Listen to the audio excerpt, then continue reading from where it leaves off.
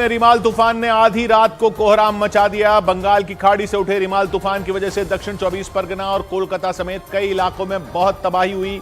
एक आदमी की मौत की खबर आई, जगह जगह पेड़ गिर गए। कोलकाता एयरपोर्ट से कई उड़ानों को या तो रद्द करना पड़ा या फिर उनका समय बदल दिया गया। रिमाल तूफान की वजह से बिहार के 6 से ज्यादा जिलों में अलर्ट भी जारी कर दिया गया, क्योंकि मौसम विभाग ने अनुमान लगाया कि रिमाल तूफान की वजह से बंगाल की ही नहीं बिहार के कई इलाकों पर भी आफत आ सकती है। बंगाल की खाड़ी से उठा रिमाल तूफान आधी रात में बंगाल के समंदर के किनारे बसे इलाकों से टकराया।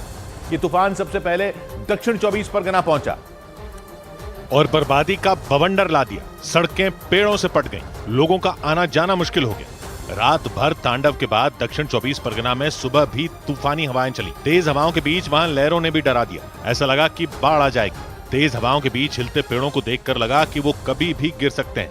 डरावने हालात के बीच लोगों ने सड़कें साफ करनी शुरू की, क्योंकि रात में आए तूफान की वजह से ढेरों पेड़ और उनकी टहनियां सड़कों पर गिर गईं और इन टहनियों को इन लोगों ने तूफानी मौसम के बीच हटाना शुरू किया।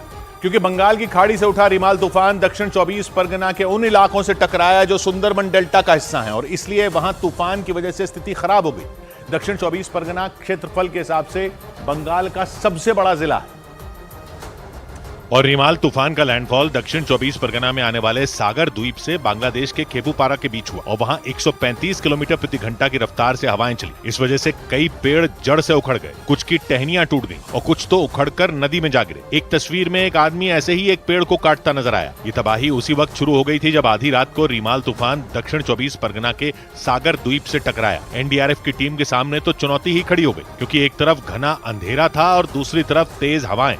और ऐसे हालात में एनडीआरएफ को राहत और बचाव के काम में जुटना पड़ा, क्योंकि तूफान की वजह से बहुत सारे पेड़ सड़कों पर गिर गए और अगर ये पेड़ सड़कों पर ही पड़े रहते तो आगे बढ़ना मुश्किल हो जाता। और इसीलिए एनडीआरएफ की टीम ने रात में पेड़ों को सड़कों से हटाना शुरू किया। इसकी जो तस्वीरें आई वो डरावनी थी, क्योंकि तेज बारिश और तेज हवा के थपेड़ों के बीच एनडीआरएफ के जवानों ने कटर से पेड़ों की टहनियों को काटना शुरू कर दिया।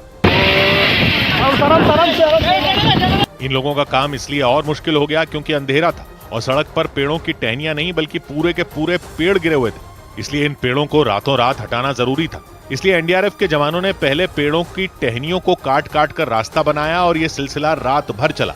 क्योंकि तूफान का सबसे ज्यादा असर दक्षिण 24 परगना में ही देखा गया। बंगाल के दक्षिण 24 परगना की भौगोलिक स्थिति की वजह से भी वहां के हालात डरावने हो गए, क्योंकि दक्षिण 24 परगना की सीमा कोलकाता और सुंदरबन डेल्टा की नदियों से लेकर बंगाल की खाड़ी के मुहाने तक फैली है। दक्षिण 24 परगना की सीमा उत्तर में उत्तर 24 परगना, पश्चिम में पूर्वी मेदिनीपुर, दक्षिण में बंगाल की खाड़ी और पूर्व में बांग्लादेश से लगती है। इसके अलावा सुंदरबन डेल्टा का इलाका भी दक्षिण 24 परगना की सीमा से लगता है। सुंदरबन दुनिया का सबसे बड़ा डेल्टा है जो भारत और बांग्लादेश के बीच करीब 10,000 वर्ग किलोमीटर तक फैला है। यहाँ भारत की गंगा और ब्रह्मपुत्र और बांग्लादेश की मेघना नदी बंगाल की खाड़ी में गिरती है। और मौसम विभाग ने पहले ही अलर्ट जारी कर दिया था कि पश्चिम बंगाल से उठने वाला रिमाल तूफान सुंदरबन डेल्टा के इलाके में रहने वाले लोगों को प्रभावित करेगा। और रिमाल तूफान के दक्षिण 24 परगना के तटीय इलाकों से टकराते ही वो चेतावनी सच साबित हो गई, क्योंकि तूफान ने दक्षिण 24 परगना के सुंदरबन इलाके में कोहराम मचा दिया और वहां तेज हवाओं के साथ खूब बारिश हुई। दक्षिण 24 परगना से होते हुए ये तूफान उसकी सीमा से लगे पूर्वी मेदिनीपुर और कोलकाता भी पहुंचा।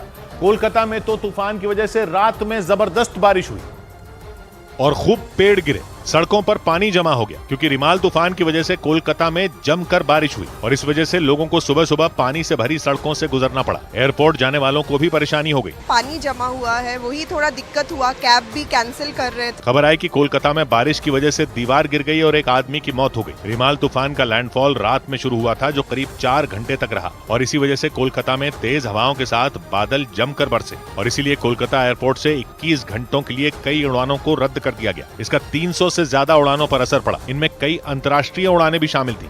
और यही नहीं, बंगाल से तूफान गुजरने के बाद बिहार को भी अलर्ट कर दिया गया, क्योंकि मौसम विभाग ने अनुमान लगाया कि रिमाल तूफान का असर बिहार के 6 से ज्यादा जिलों में देखा जा सकता है। और इस वजह से पटना से उड़ने वाली और पटना पहुंचने वाली कई उड़ानों को रद्द कर दिया गया, क्योंकि मौसम विभाग के मुताबिक रिमाल तूफान बिहार के 6 जिलों में अपना असर दिखा सकता है, क्योंकि बंगाल में तबाही के बाद ये तूफान बिहार की ओर बढ़ गया। इसके अलावा चक्रवाती तूफान रिमाल की वजह से ओडिशा, मिजोरम, त्रिपुरा और मणिपुर के कुछ हिस्सों में बारिश की आशंका जताई गई, क्योंकि ये सभी राज्य बंगाल के आसपास हैं। यानी रिमाल तूफान बंगाल से तो गुजर गया, लेकिन अभी कई राज्यों में खतरे की घंटी बज रही है।